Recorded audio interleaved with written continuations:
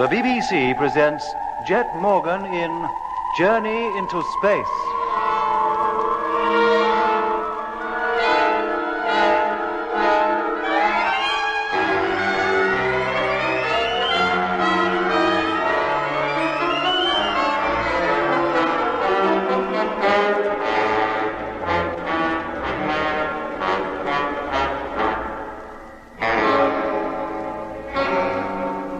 Mitch was lost. The last we saw of him, he was walking along the lowest terrace of the pyramid-shaped city in search of Lemmy. Lemmy was found by Jet and me, but by the time we got him back into the living quarters of one of the land fleet trucks, Mitch had disappeared. So, leaving Lemmy in the truck to keep a lookout for Mitch from the driving cabin window, Jet and I again returned to search for Mitch.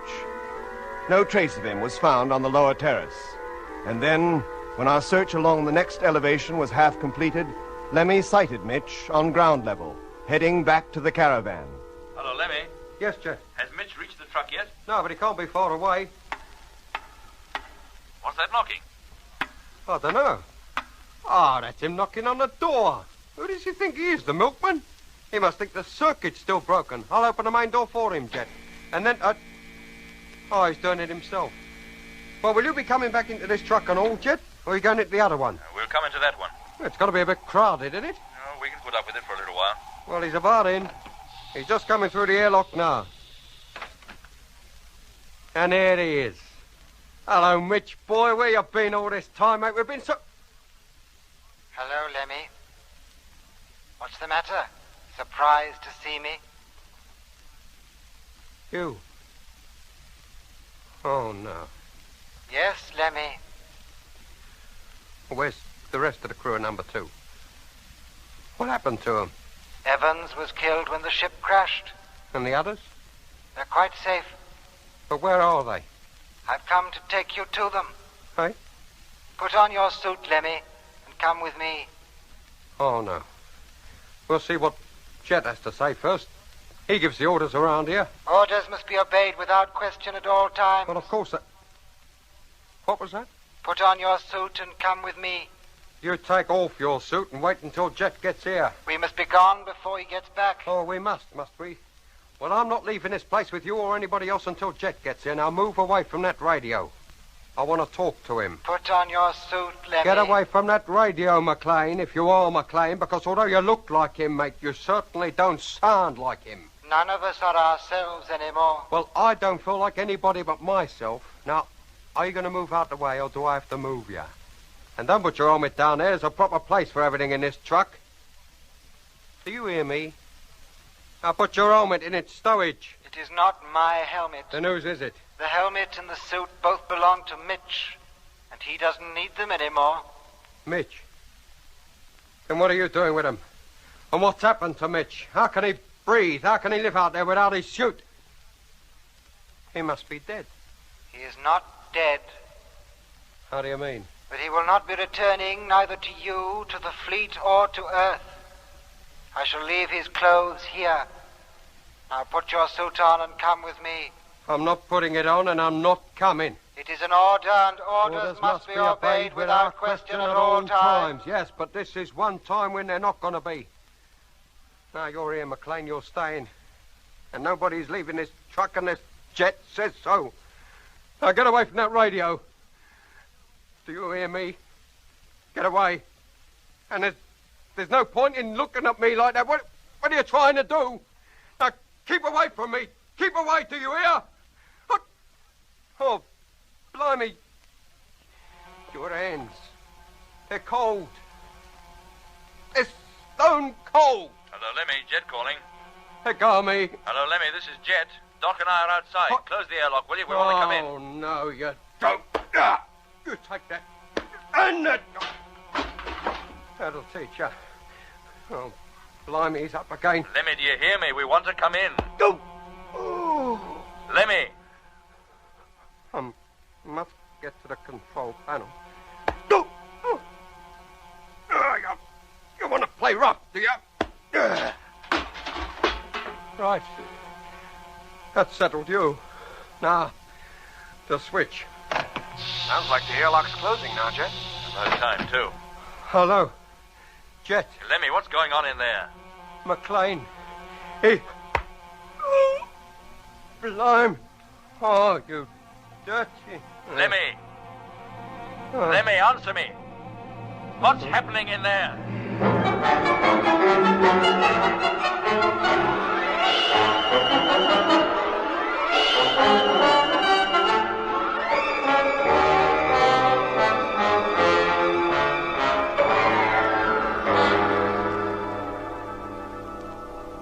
It's no good, Jet. The airlock door has been closed, but the chamber hasn't been exhausted.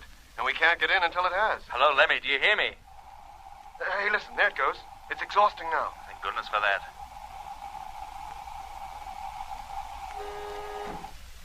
All right, Doc. See if it opens now. Yeah, it does.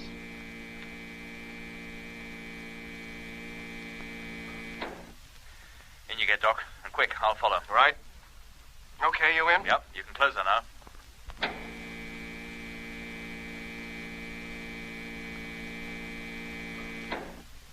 Now, fill her and open her up, Doc. Hello, Lemmy? Lemmy? He still doesn't answer. What's going on in there? Well, we can open the door now and see for ourselves. What? Good grief. It looks as though a tornado had hit the place. Lemmy! Lemmy! Oh. Hello, Jet. You made it. Thank goodness for that. What happened to you? You're in a terrible mess. I've been in a bit of a rough house. Eh? With McLean. He's lying over there. I hit him over the head, Jet. I had to. He would have killed me otherwise. McLean? But how did he get here? And where's Mitch? Well, what I thought was Mitch turned out to be McLean. He had Mitch's suit on. Yeah, Jet, it's McLean, all right. You certainly gave him a pasting, Lemmy. Have I hurt him much, Doc? I don't know. Let me get my suit off and I'll look him over. How about you, Lemmy? Can you get up? I think so, Jet. I just feel a bit dizzy, that's all. Go and lie down on one of the beds. As soon as I'm free of this diving suit, I'll clean up your face for you. Yes, Jet. There, Lemmy, now, how does that feel? Well, never mind how it feels. How does it look? Well, your cheek is badly bruised, but the cut in your head isn't very serious. Now, do you feel all right? I feel a lot better than I did before you gave me the drink. Jet, how about McLean? Oh, Doc's still dealing with him. He hardly seems to be aware of where he is or what's happened to him. Oh, you think I hit him too hard? Well, maybe, Lemmy, I don't know. I didn't want to hurt him, Jet, but I had to defend myself. Well, what happened exactly? I told you. He come in, he was wearing Mitch's suit. That's what made me think he was Mitch. Well, what did he do when he came in? He told me to put on my suit and go with him. Where to? To where the rest of the crew of number 2 are. Or so he said. All that is but Evans. Apparently he was killed in the crash. Oh. Well, he didn't say where they were. No, Jet. Nor where Mitch was either. But he did say Mitch wasn't dead. But that he'd not be coming back to us or to Earth ever again. Never. When he asked you to go with him, what did you say? I told him I wasn't going anywhere with anybody. And then he stood in front of the radio so as I couldn't call you up and tell you he was here. And then? Then he began to walk towards me, staring at me with those hard green eyes like he was trying to hypnotize me. But I wouldn't let him. I told him to keep off. But he kept at me and then he put his hands on my face and his hands were cold, Jet, stone cold, like they was made of marble. And then I began to feel all peculiar, same as I did when I heard that noise. And then I hit him. And from then on, it was a straight bundle. And then you and Doc came in and... Jet, did I do wrong? No, Lemmy, I don't think so. You said yourself, the next time anything peculiar started happening, I was to fight it. And McLean certainly wasn't normal. Well, under the circumstances, I think you did the right thing. Had you allowed him to overpower you, well, goodness knows what might have happened. As it is, he came to get you, but we have him instead. And what about Mitch? Have we given up looking for Mitch now? No, Lemmy, but the night temperature in these latitudes is too low for us to venture outside. We've no choice but to wait until the morning. Yes, Jet. Well, perhaps by then, McLean will have returned to something like normal, be able to throw some light on this whole business. Yes, Jet. Get some sleep, Lemmy. After what you've been through today, I should think you need it. Yes, mate. Good night. Good night, Lemmy.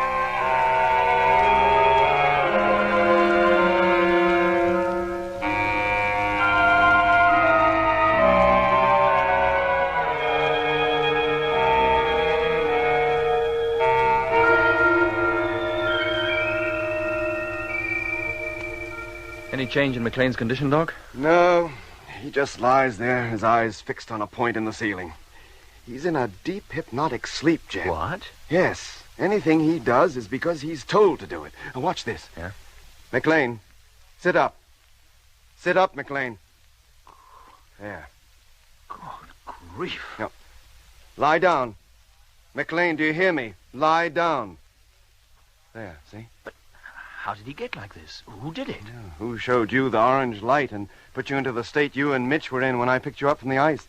Who got at Lemmy and hypnotized him? Made him think he was back home in London, you mean? Whether he was led to believe that, I don't know. All I do know is that when a subject is put into the deepest stage of induced hypnotic sleep, there's a great widening of the memory. Impressions of childhood, of the past, are revived in the mind as though they happened only yesterday. Is that why, when I came under the influence of that light, I took to spouting Shakespeare? Speeches I learned at school years ago? Probably.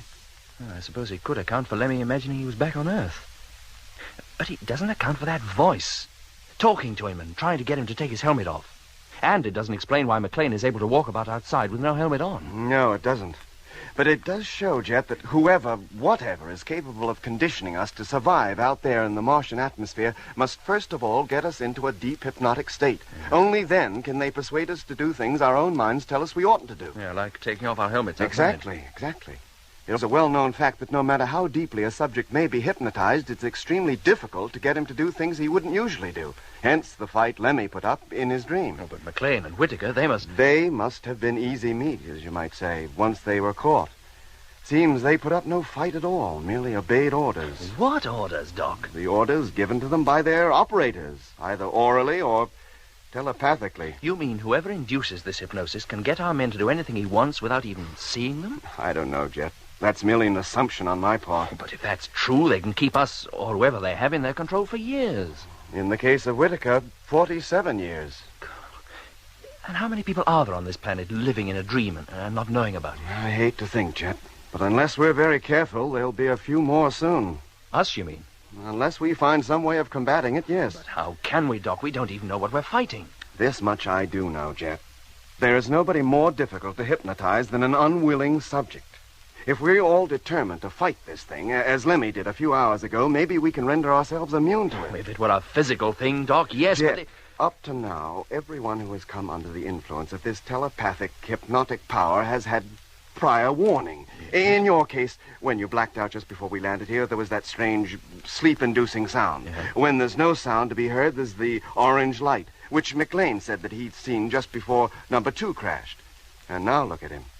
3 days ago, he was a normal man, a member of our expedition, working for us and with us.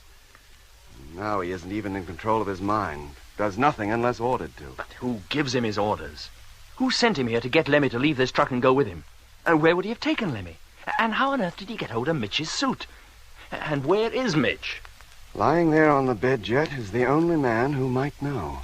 McLean? Of course. Look, what hope of reviving him, Doc, of bringing him back to normal? I don't know. But even if I did manage to wake him, I doubt very much whether he'd be able to help us, Jet. Well, why not? Because a person as deeply affected, hypnotically as he is, seldom retains any recollection of what has happened to him when he comes back to normal. No. What are we going to do? I suggest we keep McLean here until morning anyway. And then? If he's sufficiently recovered to walk out of this truck, maybe we'll let him and follow him. He may lead us to Mitch. That's an idea, Doc. Now, look, you get some sleep, Jet. I'll stay up and keep an eye on McLean. You can relieve me in a couple of hours. I'll wake you.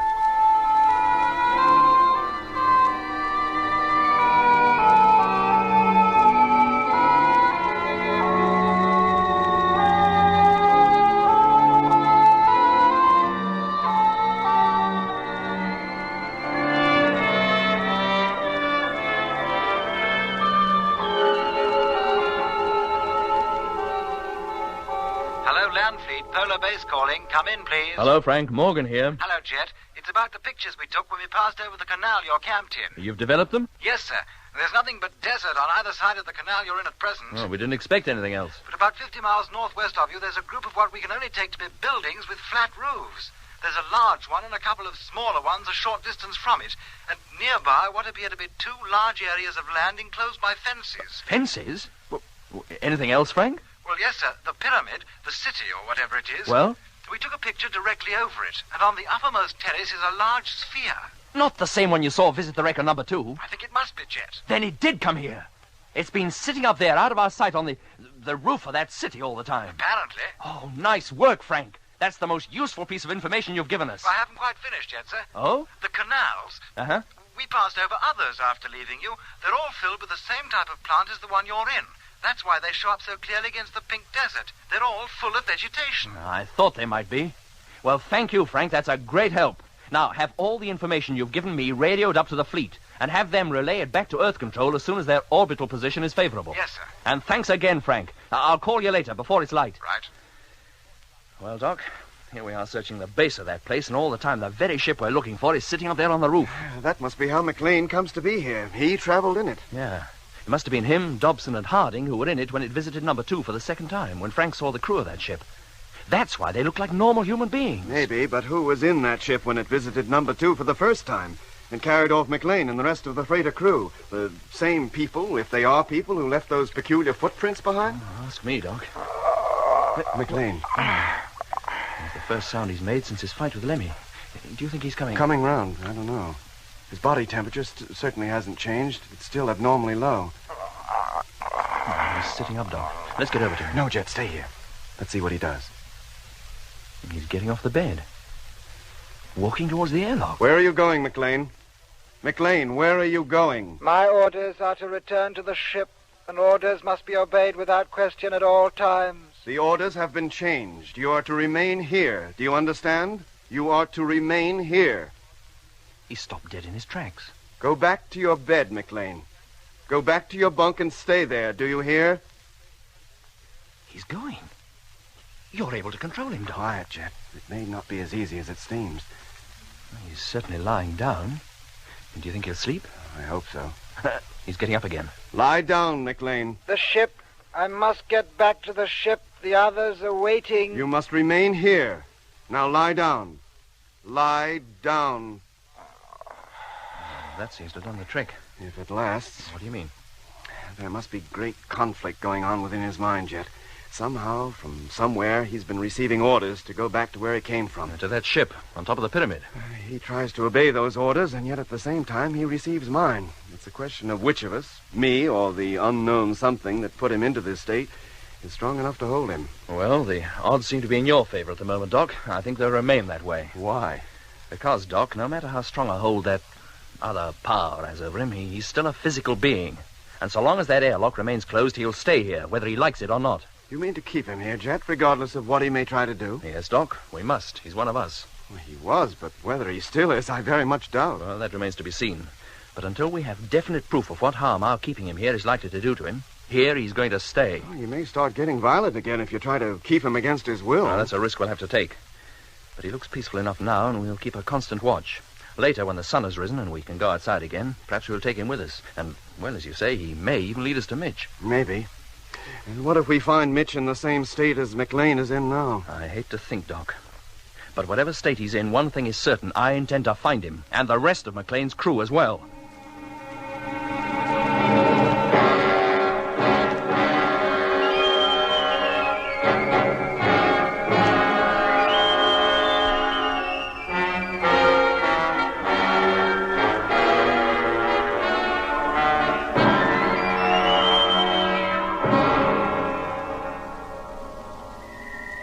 The call from Frank had come through from Polar Base about 2 hours before dawn. From sunset on, I had sat by McLean's bed, hoping that some change would come in his condition. Meanwhile, Jet and Lemmy took it in turns to sleep in the only other bed available to us inside the truck. So while I kept watch on McLean, either Jet or Lemmy kept watch on the highest point of the city, where, according to Frank's report, the strange spherical craft that we had been pursuing was situated. In all probability, waiting for McLean to return to it, with Lemmy. Hey, Lemmy. Lemmy, wake up. Yeah? What's the matter? It needs only 30 minutes to sunrise. I want you to continue the watch until dawn. Yes, Jet. I'll get up into the hatch right away. Righto. Well, Doc, how is he? Just about the same, Jet. Except now he seems to have forgotten about leaving here.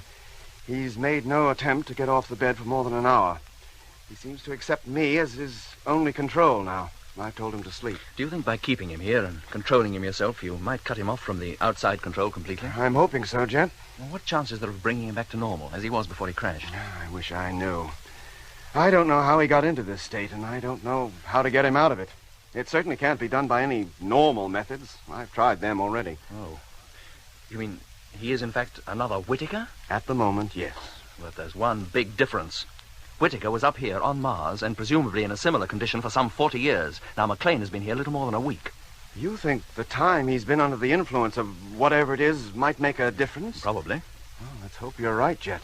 In which case, the sooner we get hold of Mitch and the rest of the lost crew members, the better. Hey, Jet, Doc, come out here, quick. Lemmy, he's seen something. You wait here, Doc. Right. Jet, come on, mate, quick. Coming, Lemmy.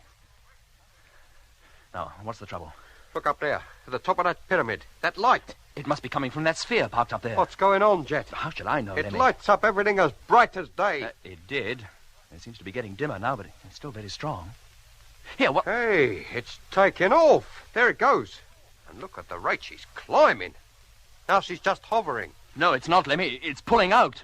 It's giving us the slip. Oh, it's almost as though it's showing us that they know we intended going up there. It's heading directly southwest across the desert. Yes, mate. Lemmy, as soon as the sun has warmed the atmosphere, I'm leaving this truck and going into the next. Huh? I want you to remain here and drive this one. And take it easy over the bumps. Remember, Doc is still tending McLean in the living quarters truck behind you. And where am I supposed to be driving to? You fall in behind the other truck and follow me. Well, where are you going then? After that ship.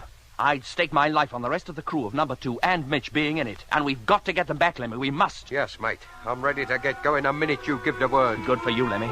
But first, you better go back into the living quarters and prepare a meal. And make it a big one. It'll probably be the only one we'll get today.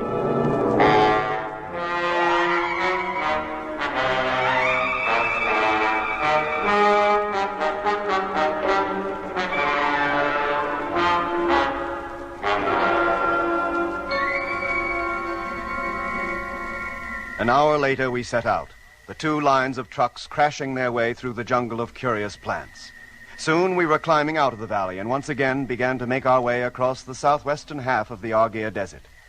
Once more, the treads of the tractors kicked up the pink miniature dust storms, and very soon the strange pyramid city slipped below the horizon and was lost to our sight, leaving us completely surrounded by the gently undulating sand dunes topped by a huge, mauve, inverted bowl that was the Martian sky.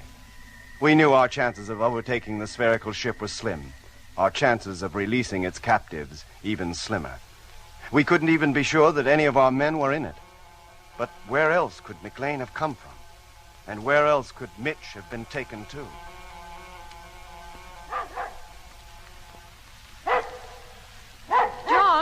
John! What is it? What's the matter with the dog? He's been going on like that for nearly 20 minutes. How should I know? Well, you better go out and see. There might be a dingo hanging round the pens. You better take your rifle with you. Oh, all right. Dog's only got to yap a little and you think it's dingoes after the sheep. Well, it's better to be sure than sorry. Hey, Bob! Oh, drat the dog, I can't even see him. Well, go and look for him. He can't be far. Ah, there he is. Hey, what the... Hey, Master, there's a man out here. Well, if it's that dingo scalp hunter No, again... Master, he's not the scalp hunter. He's lying face down on the sand and Bob's standing over him. What?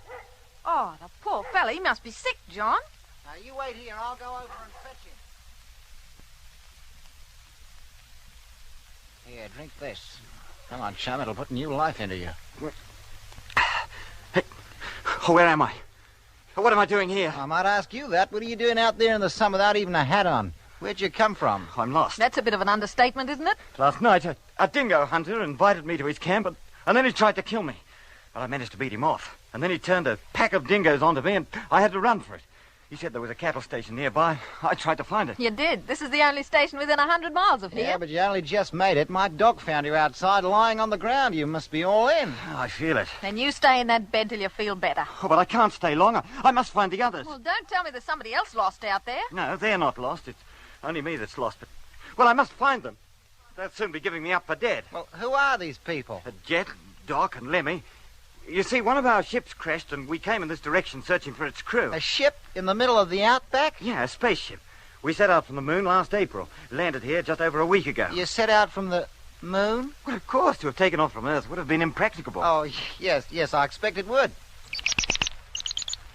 It's a funny-looking dog, isn't it? Well, he's no thoroughbred, but he's not all that funny. Looks more like an overgrown beetle. A bit. Here, have another drink and try to sleep. Maybe you'll feel better when you wake up. Yeah, thanks. I'll pull the curtain to keep the sun out of the room and leave you alone for a bit. You need to be quiet if you're to sleep. Look, I don't want to sleep. I must find Jet and Doc and... We'll call up Doc for you. Maybe he'll fly over and pick you up. Oh, well, it's very kind of you. Do you know the frequency our ship works on? Oh, sure, we know the frequency. We use it often. Come on, Martha, let the man rest. Yes, John. He's mad, stark raving mad, saying that Bob looked like a beetle. No, Martha, he's got a touch of the sun. He's delirious. Now, look, I'll go out back and start peddling. You call up the flying doctor and ask him to get over here as quickly as possible. Tell him it's urgent. Well, what did he say? He doesn't think he can come until tomorrow. He's got an urgent case 100 miles north of here. I don't like it, John. There's something strange about that man. Something uncanny. Ah, you're letting your imagination run away with you. He's been exposed to the sun. It's bound to affect him. Now, go and get him something to eat, and maybe he'll feel a lot better then.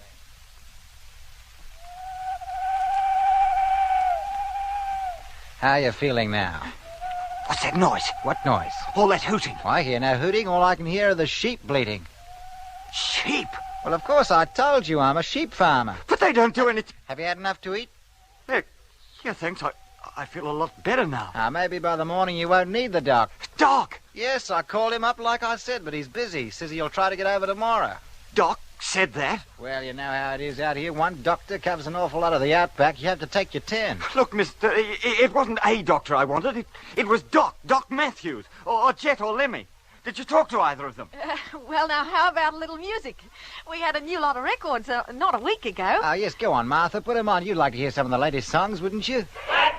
Wouldn't you? Yeah, I would.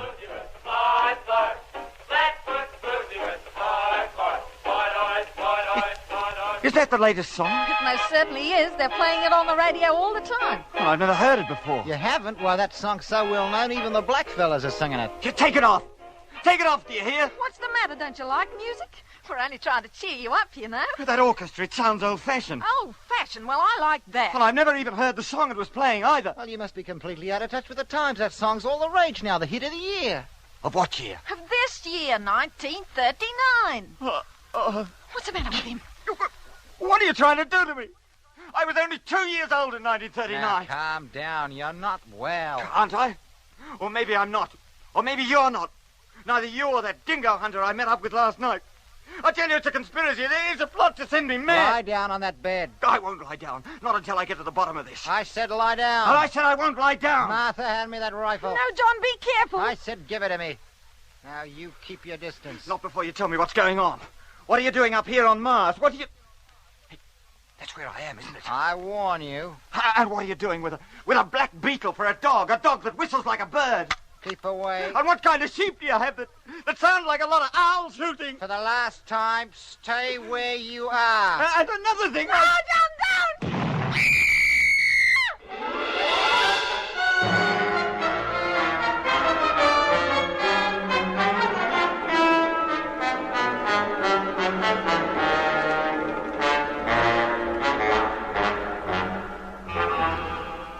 In episode 15 of Journey into Space, you heard Andrew Folds as Jet Morgan, David Kossoff as Lemmy, Guy Kingsley Pointer as Doc, Bruce Beebe as Mitch, and with David Jacobs and Matty Head. The orchestra was conducted by Van Phillips, who also composed the music.